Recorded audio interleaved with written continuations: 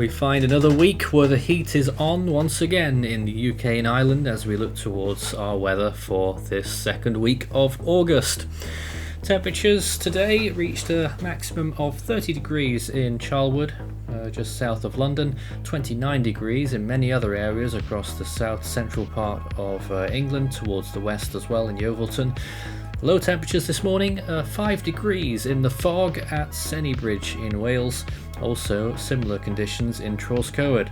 Elsewhere generally falling to about 7 degrees.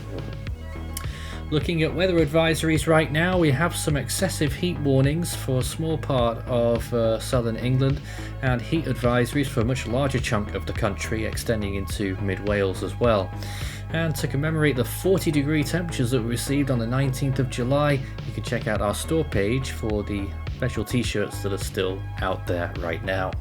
Anyway, moving forward, you can see that cloud cover will start to push and thrust towards the southeast and some rain for Scotland, but the areas that need it down south aren't going to get some for some time once again. Lower temperatures in the middle of that, 8 degrees in the northwest. Breezy towards the northwest of Scotland as well. Tuesday the cloud will start to generally dissipate, although across the country you will see some partly cloudy skies generally, so a decent day is likely for most areas, with temperatures rising up there again. 24 degrees, maybe even 25 in Edinburgh, so Scotland looking pretty decent, although rather cloudy.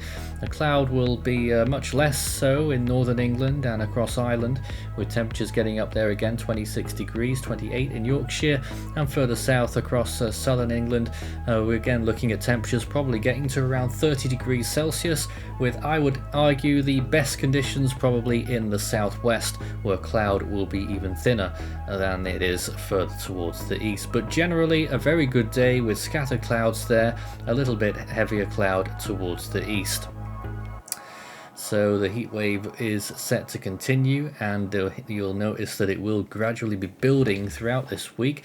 Looking at the wind profile there, it's generally a bit breezy and windy on the northwestern coast of Scotland. There could be a few wind advisories that come into effect, indeed there already are, could get towards gale force. Tuesday night into Wednesday morning, you can see there that it's pretty clear, maybe a little bit of smatterings of rain though for the Western Isles of Scotland, but generally falling to around 9 degrees in Ireland and 11 in Great Britain. Wednesday though, look at that, mostly clear skies, even in the Scottish Islands. Only places like St Kilda not getting sunshine on Wednesday. Even Shetland at 17 degrees up there. 27 in Aberdeen and 28 expected in Edinburgh, so much warmer on the eastern side than the west, but still pretty decent conditions across the whole of Scotland. Ireland there baking in 27 degrees across much of the country, and looking at England and Wales, also very warm here, getting up to around 31 degrees across the board there in central and southern England and on the eastern shores as well, and in South Wales and the southwestern part of England as well. Hardly a cloud in the sky is what it will look like on Wednesday there in those temperatures, which could locally get to maybe 32 degrees in some central parts, say Oxfordshire and Buckinghamshire, areas like that. Looking at the wind profile once again, it's going to be a fairly calm day, maybe a little bit breezier towards the southeastern coasts of England, and of course in that frontal area of the extremities of Scotland.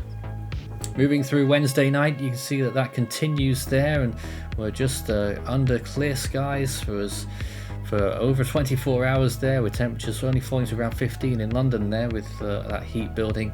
And that will continue into Thursday, where we'll get high temperatures probably towards the mid-30s once again, I'm afraid, with high temperatures expected to reach 34 across large parts of southern England. And I don't think there's going to be much change for that either, and that heat will sustain itself throughout the rest of the week into the weekend. Rain moving in towards northwestern Scotland there, where it will be much cooler, but most of the British Isles will be baking for the rest of the week.